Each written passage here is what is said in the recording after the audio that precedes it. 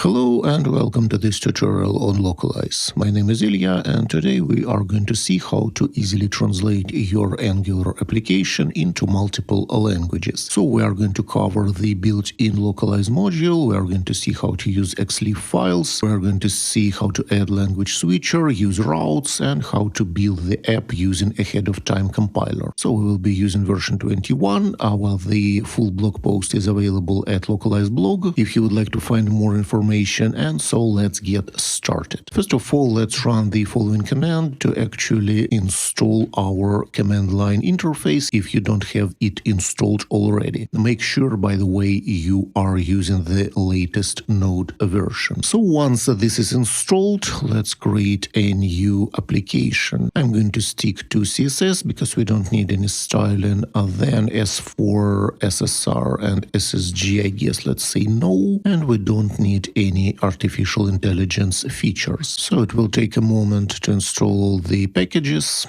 Okay, and once this is done, let's change our directory into the application and make sure to add this Localize module. This is the official solution. Now make sure to follow all the instructions really careful because those are pretty involved. Luckily, you will need to perform this setup only once, well, but still. Okay, so when the package is installed, you should open Angular JSON and find this part, well, with the name of your application. Then there should be project type, etc. And right inside this block, let's add yet another block that is called i18n, if you don't have this block present already. Then inside you can configure the source locale, so the main locale of your application. By default, this is set to EN/US. And then you can add more locales inside. For instance, let's add Latvian locale, and for every locale you will need to say where your translations are going to be stored. Angular supports different formats of your translation files. We're going to be using XLIFF. But unfortunately, that's not it. Then you will need to search for the architect block and for the options part inside. And for the options, let's say localize is true. And then you can, for example, say that i18 missing translation should result in an error. It's actually optional, but this way you will be able to immediately see when some translation is missing. This is it. If you ever need to add more locales, just paste them under the locales part. Later, I'm going to explain how to configure compilation as well. Now let's see how to perform some actual translations. So open our app HTML and let's just replace with the hello world message. So this i18n is a special attribute that is recognized by the Localize package, and during the compilation it will be removed and the tag content will be replaced with the proper translations. But in fact you can add additional metadata which might be quite useful. For instance, add some explanations of what this message is about. Or you can also add the intended meaning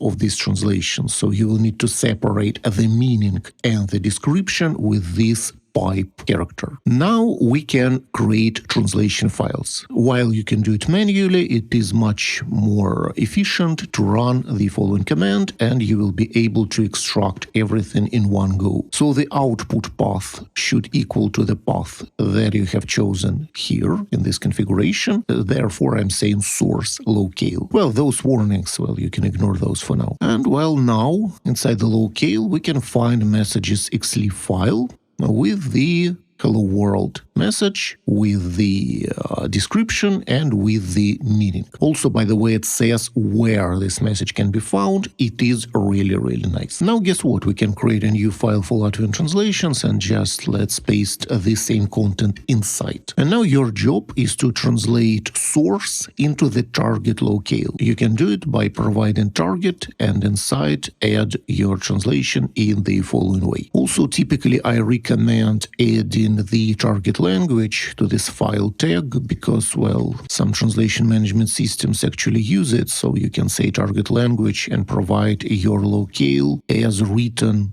here. So while it's not mandatory, it's just a good practice to do so. Now we will need to perform some more configuration. So find this build block and there should be configurations inside. So you will see, for example, production, development, and then under those guys, you can add another configuration for your localized version. So you provide the locale code, and then you say localize, and then LV or any language code that you would like to use. And also find this serve part. You will also see some configurations. And so inside these configurations, let's also add LV, and you will need to say build target. Inside the build target, you provide the name of your application, then build, and then, for example, you can say development LV if you would like to serve for development, right? So you are in fact picking the development configuration plus this Latvian locale. This way you will be able to serve your application locally in this specific locale. If you don't provide the locale, your application will be served with the default locale, which is English in our case. Therefore, if you say simply ng-serve, then you will see your application in English. Let's prove that, and we can see hello world in English. Now let's stop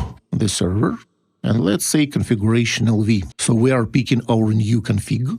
Let's restart the server, reload the page, and now it's in Latvian. Brilliant. So locally, well, you won't be able to easily serve both language versions at once, but it is quite expected. But for the production, we're going to compile for all language versions in one go. So that's just a single command. I know this is quite involved, but unfortunately, that's how it works. I also have to say that those translations have specific IDs. So you can see those IDs here. And those are unique. And those are quite important. Because if this ID does not match the ID provided here, your translations won't be loaded properly. And one problem is that if you replace this stuff with a new message, and say hello everyone, and try to extract your translations again, then you're going to see that the ID is going to be different. So check it out. Here it starts with 1. Here it still starts with 2, because this ID is based on the source translation plus its meaning. And because we have changed the source, the ID has been changed as well. Therefore, if you try to reload your server, you will see no translation found. So this is quite expected. Therefore, to fix this, you will need to replace this guy in the following way. If this sounds too involved, well, I understand you, but in fact it's possible to add custom identifiers to your translations, and to achieve that you will need to provide those @ characters and then your ID, for example, welcome. In this case it will be a static ID, so let's extract translations again, and now it simply says welcome. So replace this guy with welcome, and now it is going to be static regardless of the source or regardless of the meaning. Okay, now what? Now we can actually try to localize other attributes, like for example href or this title. To achieve that, simply add i18n href if you would like to translate href and i18n title for the title. Run the extraction again. Now we can see 4 messages have been extracted, and here they are. So this is the URL, then my portfolio, and also the text for the link itself. You can just copy these guys and paste those right here. Then just translate those. That's it. Now also let me show you how to perform pluralization. For instance, let's suppose we would like to display how many tasks the current user has. So they can have 1 task or maybe 2 tasks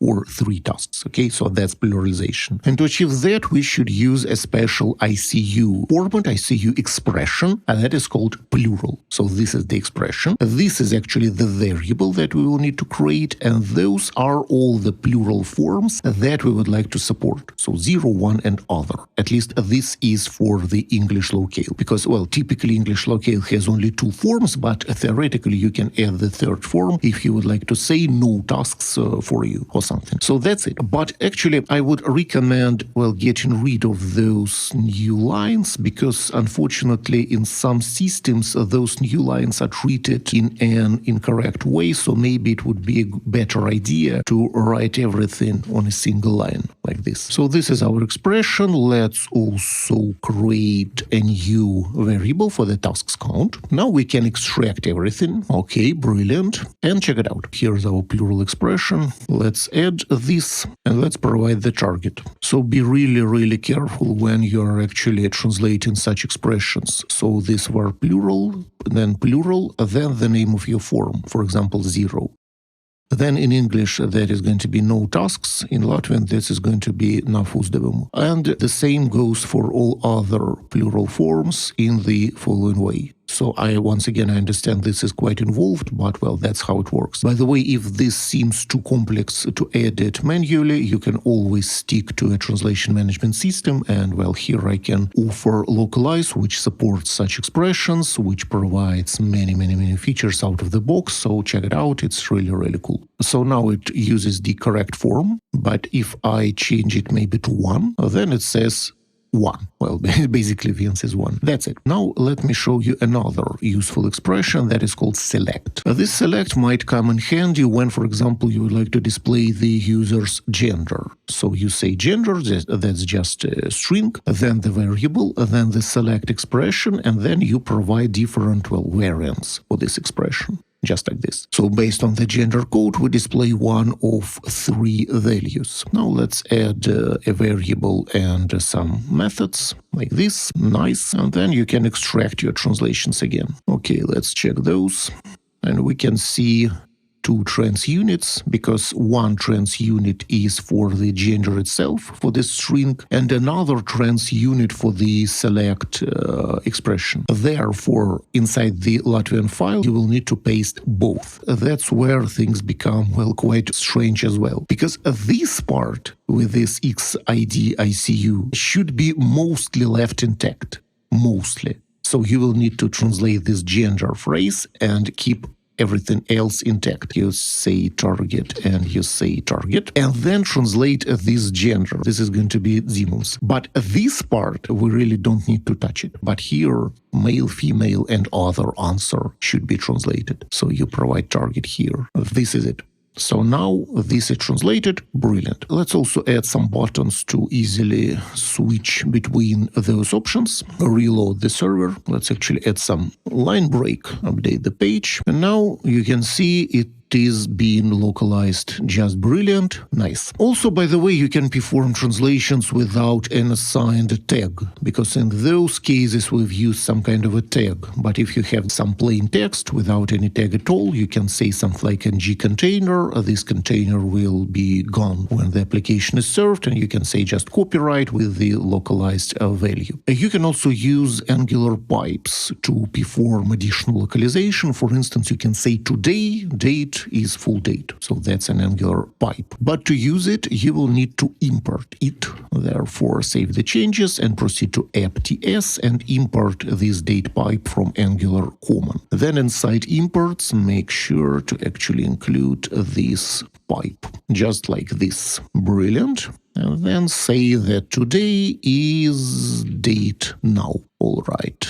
Let's return here. And this is today's date in the full format. It is also possible to localize your texts right inside your components, for example here. To achieve that, use the localize tagged template function. For instance, you can say that the company is this one, and I would like to localize this message with this variable being interpolated inside. It is also possible. So localize should be written in the following way. Now, when this is localized, you can use this variable inside your template. Of course, don't forget to extract everything. Okay, so here is our guy, and you can see this XID. This is the placeholder for this .company. Paste it inside as usual. And once again, make sure not to translate this placeholder. It should be left intact. Just translate this part. And now it works just nice. In fact, this localize also supports providing descriptions and meanings and custom IDs. So theoretically, you could have written it like this. Provide this meaning, the description, the custom ID. So this is all supported. Now let's see how to create a language switcher. So we would like to generate a list with all the locales. Therefore, create the locales list with your codes as written inside your configuration. And well, the label is the name of your locales. Then inside the template, let's simply display this list list with all the locales and with the path to the corresponding locale. At this point, you are actually ready to deploy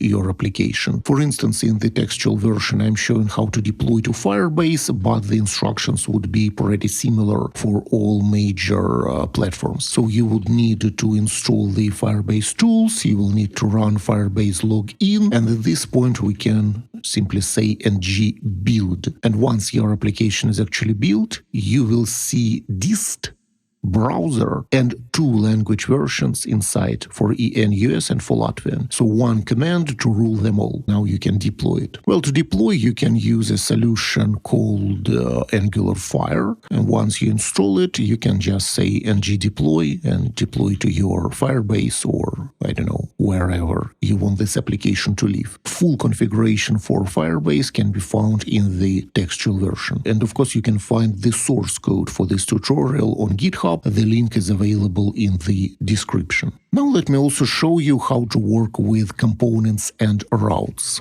So let's create 2 components for the home and for the about. Then let's take care of the app routes by doing the following. Then let's take everything from this guy and move it to the home HTML. Maybe let's say this is going to be H2.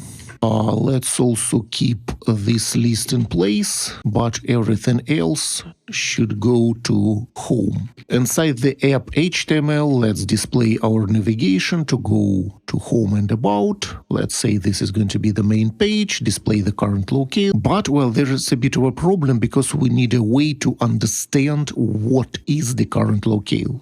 Luckily, this is quite easy to implement because this current locale will be injected when the application is served, when it is compiled, basically. So just import locale ID and inject from Angular core. We also use router links, so inside app TS, let's import a router link. Now, this date pipe, by the way, will go to home, so we can remove it from here and instead import the router link. And finally, let's add the current locale with inject locale ID. This can be actually, well, this can be removed because it goes to home as well. Let's just make sure to keep the title. Now, as for the home component, just replace it with the following, so all our content that we had before. Now, as for the about component, let's say about us. And as long as we have added some new tags, you will need to extract those as well. And I'm going to translate into Latvian. And so, in fact, this is it. This is how to introduce routes and work with multiple components. Hopefully this tutorial was useful for you. Thanks for staying with me and see you in other videos.